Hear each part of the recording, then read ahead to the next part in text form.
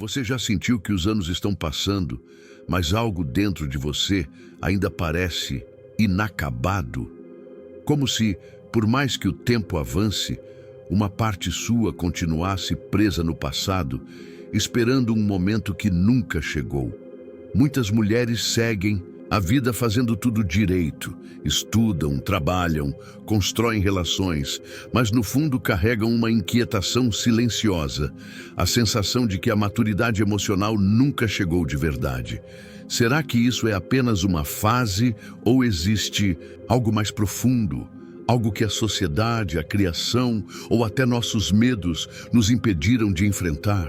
Se você já se pegou pensando: por que me sinto tão perdida, mesmo quando tudo parece estar no lugar? Este vídeo é para você. Eu quero que você reflita agora, em uma escala de 1 a 10, o quanto você se identifica com essa sensação. Diga nos comentários e não pule esse passo, porque no final do vídeo tem uma mensagem crucial que pode mudar a forma como você enxerga seu próprio crescimento. E se você conhece alguém que vive nesse ciclo de eterna adolescência emocional, compartilhe este vídeo. Às vezes, a primeira chave para a mudança é justamente reconhecer que o problema existe. Mas atenção, o que vem a seguir não é só uma análise.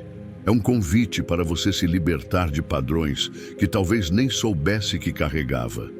E no final, prometo revelar o único caminho que Carl Jung considerava verdadeiro para a maturidade plena.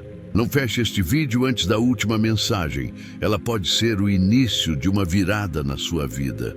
Há um tipo de mulher que parece desafiar o tempo, não pela beleza, mas por uma aura de jovialidade que vai muito além da aparência.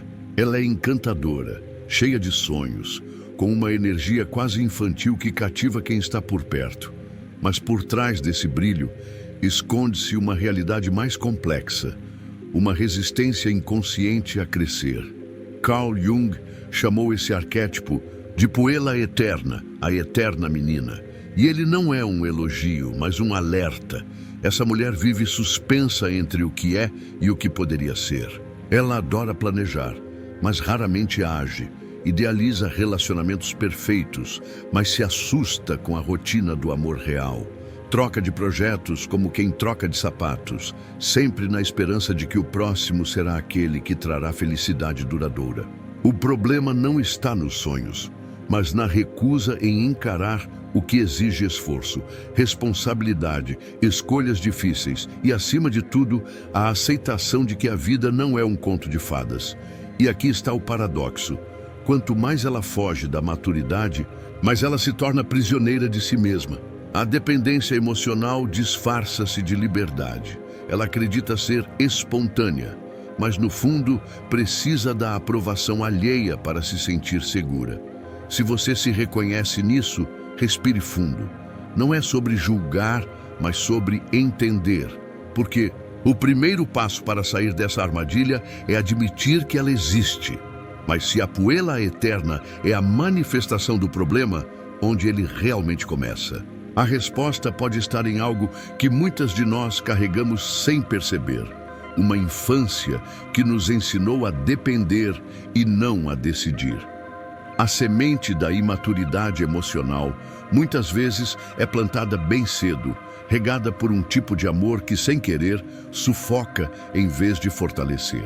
São pais que, movidos pela melhor das intenções, criam um mundo onde todas as pedras são retiradas do caminho antes mesmo que a criança tropece nelas. Parece cuidado, mas no fundo é uma mensagem perigosa. Você não é capaz de lidar com a vida sozinha. Imagine uma menina que nunca precisou resolver seus próprios conflitos, brigou com uma amiguinha, a mãe ligou para a professora. Teve dificuldade na escola? O pai contratou um tutor. Escorregou no parquinho? Foi proibida de voltar. Aos poucos, ela internaliza que desafios são ameaças a serem evitadas, não lições a serem aprendidas. Quando adulta, qualquer obstáculo, uma crítica no trabalho, uma discussão no relacionamento, vira um monstro gigantesco, porque ela nunca desenvolveu os músculos emocionais para enfrentá-lo. E o pior, essa dependência se disfarça de carinho. Frases como "deixa que eu resolvo" ou "você não precisa se preocupar com isso" vão moldando uma identidade frágil. A mensagem subliminar é clara: sua autonomia é perigosa. O resultado? Mulheres brilhantes que travam diante de decisões simples, como escolher um plano de saúde ou terminar um namoro tóxico, porque foram treinadas a duvidar de sua própria voz interior. Mas há um detalhe ainda mais cruel nesse ciclo. Quando essas mulheres finalmente tentam dar um passo independente, o mundo responde com estranheza. Familiares estranham sua assertividade. Parceiros estranham sua opinião contrária e elas, assustadas com a rejeição, voltam correndo para o colo da dependência. É um jogo psicológico, onde todos pressionam para que ela permaneça exatamente como está, frágil, dócil, eternamente criança. Essa infância protegida pode deixar marcas ainda mais profundas quando se mistura com experiências que ninguém deveria carregar sozinho. Porque às vezes, o que parece imaturidade é, na verdade, uma ferida antiga que nunca cicatrizou. Há feridas que não sangram, mas nunca fecham. Elas se escondem nos cantos mais silenciosos da psique, influenciando decisões, moldando reações e, sem que percebamos, mantendo partes de nós presas no exato momento em que a dor foi grande demais para processar. Isso não é fraqueza, é um mecanismo de sobrevivência. O problema surge quando esse sistema de proteção vira uma cela invisível. Pense em uma mulher que, aos 7 anos, ouviu o pai dizer que meninas não deviam ser mandonas. Anos depois, ela trava em reuniões de trabalho, engolindo opiniões brilhantes, porque sua voz interior sussurra: "Vão te achar arrogante." Ou na adolescente que sofreu bullying por ser sensível demais e hoje, adulta, evita qualquer conflito como se fosse fogo, mesmo que isso signifique ser pisada em relacionamentos. São padrões que não fazem sentido no presente, mas eram absolutamente lógicos quando se formaram. O trauma não precisa ser um evento dramático para deixar marcas. Às vezes, é a professora que riu do seu erro na lousa, o namorado que disse que ciúme era fofo até você cobrar compromisso, ou a mãe que só te elogiava quando você se encolhia para caber nas expectativas dela. Pequenas rejeições, quando repetidas, criam um manual interno de "não seja você mesma se quiser ser amada", e aqui está a armadilha. Quanto mais esses comportamentos de autoproteção funcionam, evitando críticas, rejeições ou falhas, mais o cérebro os reforça, virando um ciclo vicioso onde a dor antiga é evitada a todo custo. O mundo externo parece menos ameaçador no curto prazo, mas o crescimento emocional é sabotado. A mulher que poderia se tornar uma líder evita. Promoções. A artista talentosa não mostra seu trabalho. A parceira amorosa se apega a quem não a merece. Tudo porque em algum lugar dentro dela, uma versão mais jovem ainda está tremendo de medo de repetir a dor. Essas feridas individuais ganham força quando a sociedade aplaude justamente o que nos mantém pequenas.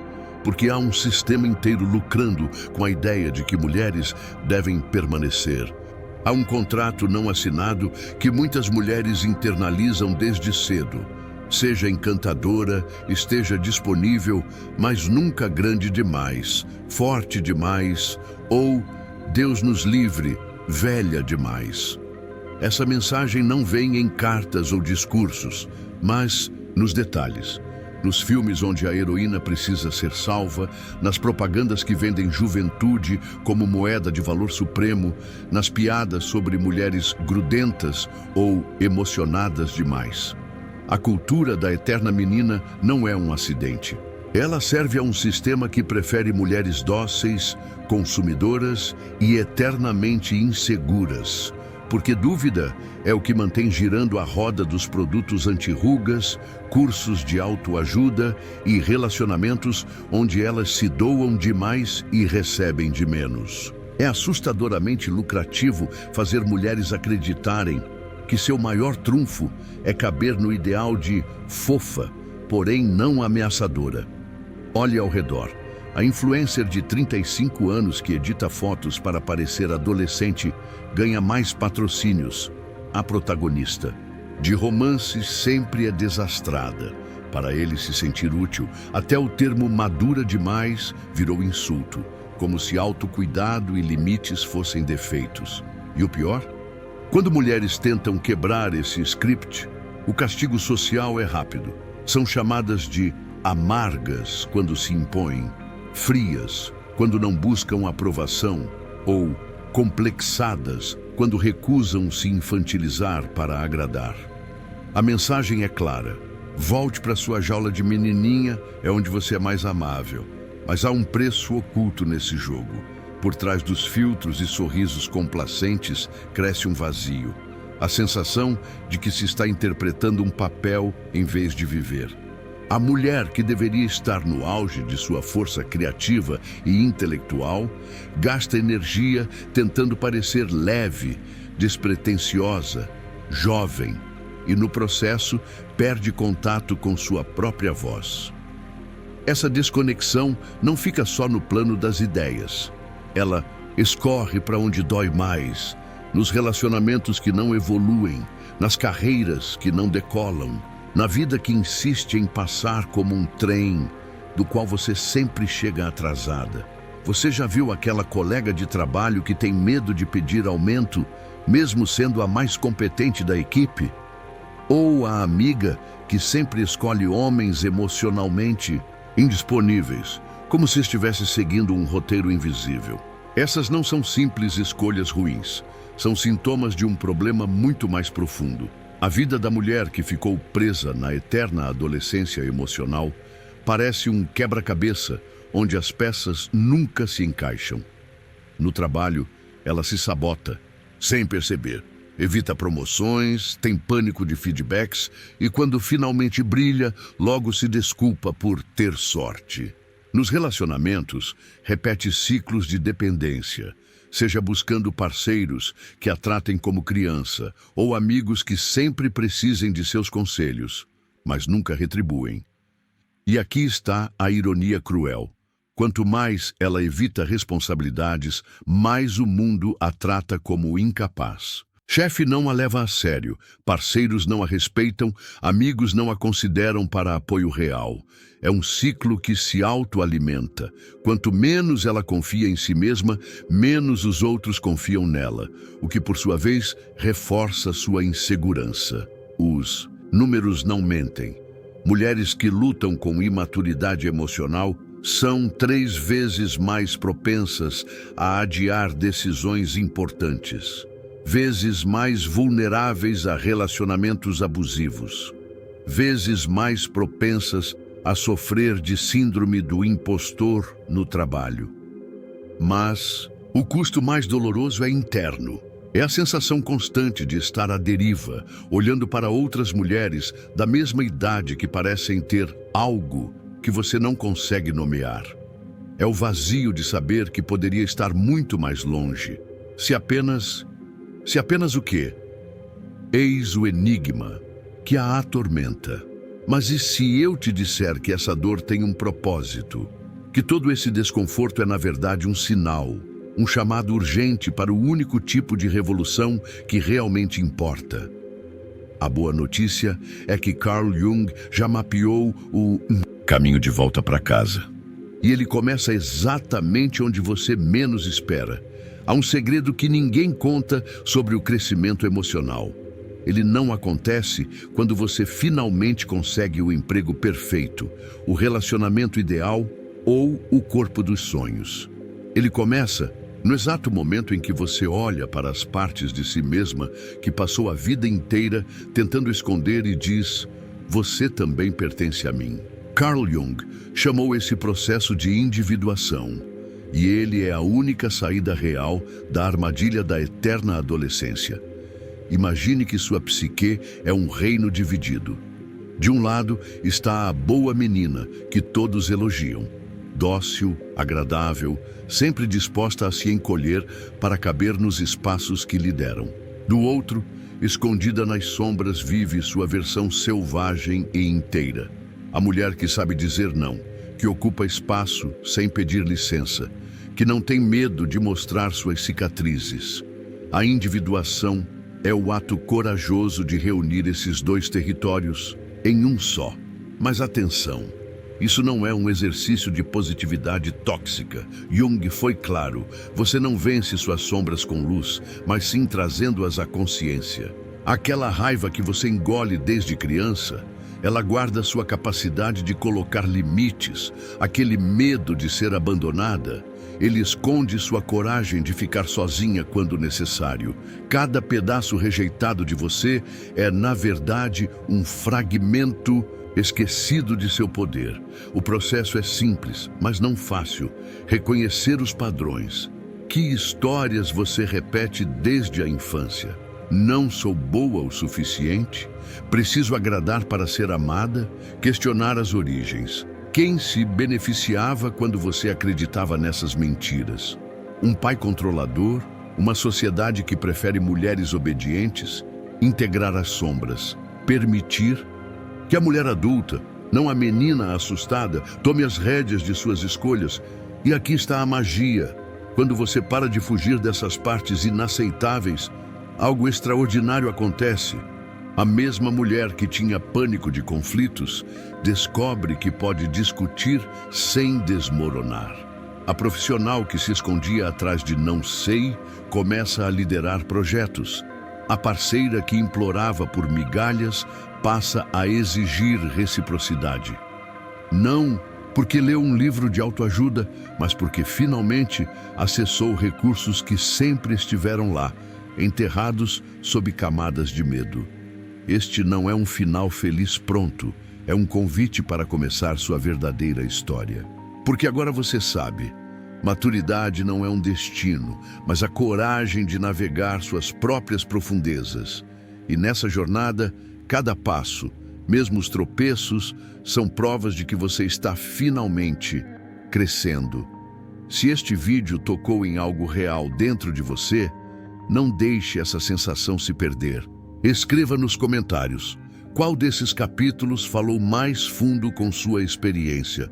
Compartilhe este conteúdo com aquela amiga que você sabe que precisa ouvir isso. Às vezes, a maior prova de amor é ajudar outra mulher a acordar para sua própria força. E se você ainda não se inscreveu, faça isso agora, porque esta conversa é só o começo. Nos próximos vídeos, vamos desvendar juntas como aplicar esses princípios na prática, nos relacionamentos, na carreira, no amor próprio. Aperte o sininho para não perder nada. Lembre-se, o mundo precisa da mulher completa que você está destinada a ser, não da versão pequena que aprenderam a esperar de você. A revolução começa quando você decide parir a si mesma. Até a próxima.